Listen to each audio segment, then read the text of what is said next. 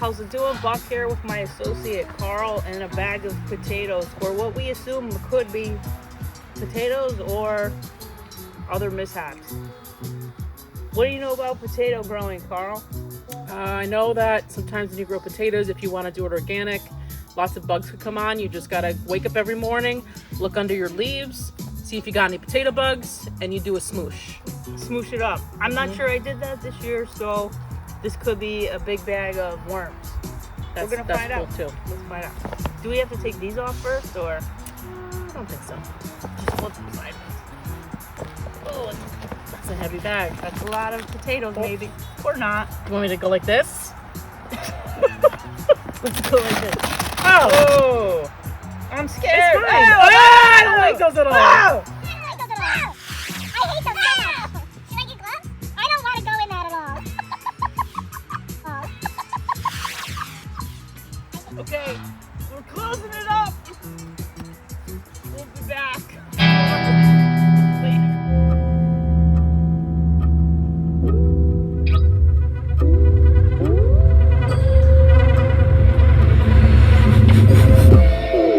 Hi, welcome to my existential crisis that I'm converting into cold framing for the winter, where I'm going to continue to grow food despite the fact that the frost is here. So we've been out here this weekend building and planting, and I'll tell you what, a shout out to Earthworks in North Brantford that has the cold weather seedlings, veggies, seedlings that you would need, because I totally spaced out toward the end of August when I should have been creating and germinating some seeds in the sunroom under the heat lamps that we have there. We've got grow lights is what I'm getting at. And I could have been kind of making these all along like I did in the spring. The entire garden was from seed, and then I kind of spaced out on the second and third rounds of seedlings. So Earthworks had everything we needed. We've got escarole, we've got romaine lettuce, we've got kind of, what do you call that, ruffly kale. I wanted to say crinkly kale because I really like ASMR and I can't stop thinking about crinkles, but ruffly kale. And then lastly, a whole lot of spinach. And I forgot to mention what's existing in the beds already are ever-bearing strawberries and sorrel that just won't die. And that stuff is so bitter to eat. So if you have a recipe, send it in, because I'm just eating it like by the leaf, and it's bitter, and I don't like it when it's cooked because it's mushy too. And that's just a side note about sorrel recipes. But anyhow, the goal here is to have lots of nutritious greens through the winter, and to see what the sun in our yard. So right now I'm facing east, and the east and south part of the yard definitely have most of the sunlight coming through. So what's going to happen when these things heat up a little bit, and hopefully keep out the cold wind and frost, but maintain some of this nice sun we're getting as the leaves are coming down. The yard gets much more sunlight. So I'm trying to take advantage of that and learn. And I have another bed up in the north corner, and I'm going to show you that in a second.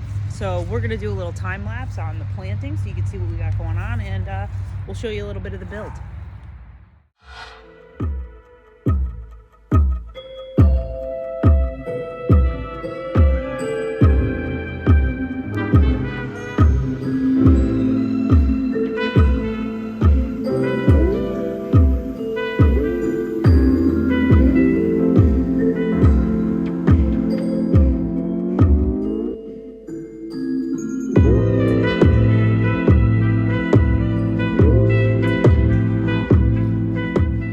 So we're in the process of Farmer Jay's doing an incredible job with his craftsmanship, helping us build a like a 2-ply here with a plexiglass top, and you can see the strawberries are under there.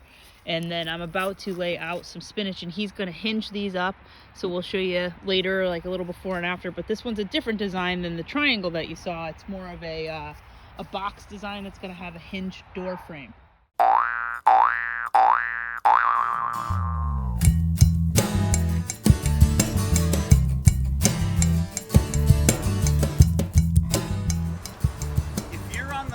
For a planter that's so huge you could never move it in a million years, then an old railroad tire is just the thing you're looking for.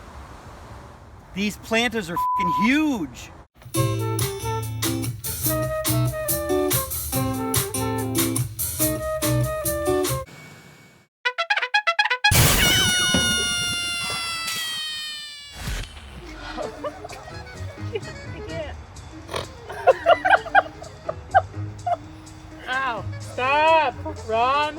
Okay.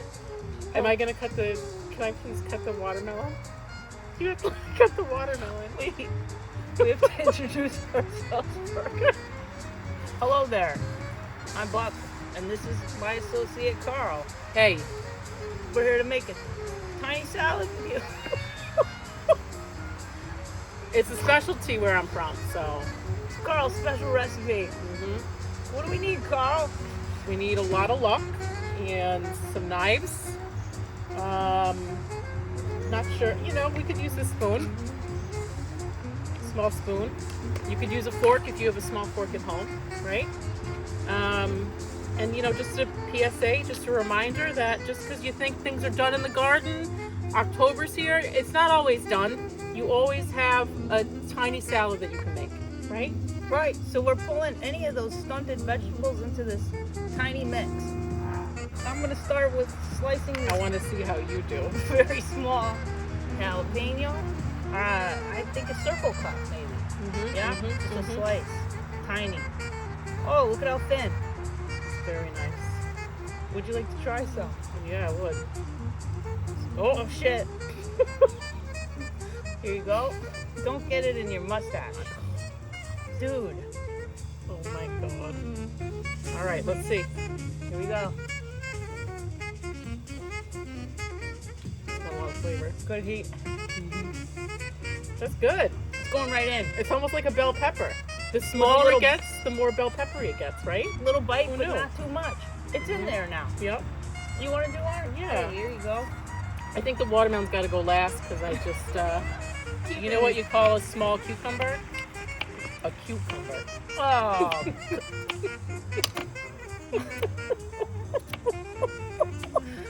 I like that shit. Stop. I don't know which character I am right now, Buck or Brent Branches, but it's fine. Aren't we? Isn't everything everything? Aren't we really? all? Yeah. Nice, tiny cube. I think I smashed it with my fingers. Like, so tiny. Oh, it's fucking tasty. I like that. Thank you. So this is a tiny garlic. Just so you know, it's a little guy. We're gonna get right in there with it, and we're gonna be safe about making the cuts. But so far, what do we got? Tiny jalapeno and a tiny cucumber. Cucumber. What about this tiny spinach? Never forget. We had a tomato, but Ah! hey, Hey. Carl, are we following the recipe right? I just don't want to mess up how you do it. You go with what nature tells you. Let's try this garlic. I'm ready. Ooh. It's a little guy. Yeah. Let's see what we're doing. Hold on a Ooh. little. It's spicy. Wow. That's good. Ooh. It's good for your immune system. Punching me right in the stash. You like that? Mm-hmm. Okay, we're gonna add that in. Just a couple slices because it's gonna taste amazing with the tomato and the well, that's gonna be interesting with the watermelon, isn't it? All right, Jalapeno hold on. garlic Hold these. watermelon salad. I'm gonna cut the tomato. This is how Carl makes the jalapeno cucumber garlic watermelon salad. Gotta massage it. Where he's from. Go. It's good. Tiny Wedges salad. in there. Try a little wedge. Yeah. Fuck. What else? See if it's got any flavor. It could be underripe. Fangul, that's good. Oh. I like that. It's good. Tomato. It's got a good body texture. I think it's gonna go nice with the tiny jalapenos that we're working on. Last but not least, right? I'm excited about this one. Ooh, we're gonna get a close-up for you here. Oh, it's green. That's all right. We thought it was gonna be pink. This is the tiny watermelon that's going in the salad. Everybody. Should we scoop it out? You think you want to scoop that out? Here, I'll let you mix them. All right. We'll scoop a little out. How do they do it, Carl? Well, you know, traditionally we scoop a little out, cut it up, we put it in the salad. I'm afraid to taste it, but I bet it's great. I'll do it for you, okay? nice thing about a very small watermelon is it's not like your traditional watermelon. Okay? I follow. Oh my God, that's good. Is it good? Yeah, come here. Hey, come here. Check it out. It's got Good. It tastes like watermelon. Yeah. It just isn't. It's not as big as one. And then if you scoop it out, you get some nice watermelon juice. You can have a little Ooh, drink. it's like Put a little straw in there. It's a morning It's like you're on the beverage. beach. It's good.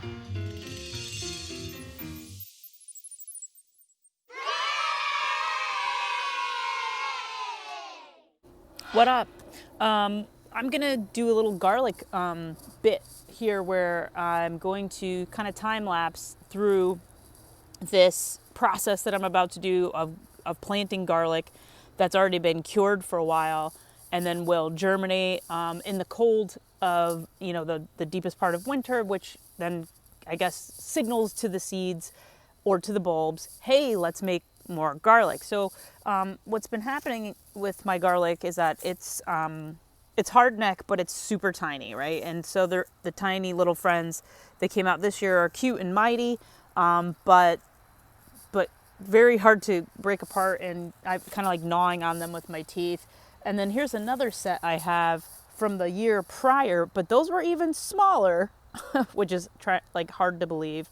And on the other end of those, what I did is instead of cutting the garlic scapes on all of these, I left some of those and let them go to what I understand to be called bobules or bobules of garlic seed. So I've got this year's cured bulbs, last year's cured bulbs, and last year's dried seeds. And what's going to happen in a moment is that I'm going to put them into, sorry about that with the camera, always a theme here on The Gardener, the bed I told you about with the potash, and I had kind of filtered it out, and I've got a couple new friends in there, and I'm going to now kind of in rows do seed, first year bulb, and then second year bulb in the front area. I don't even know if this whole reverse arm thing with the camera is always an issue on the Kirsten Gardener, and I apologize.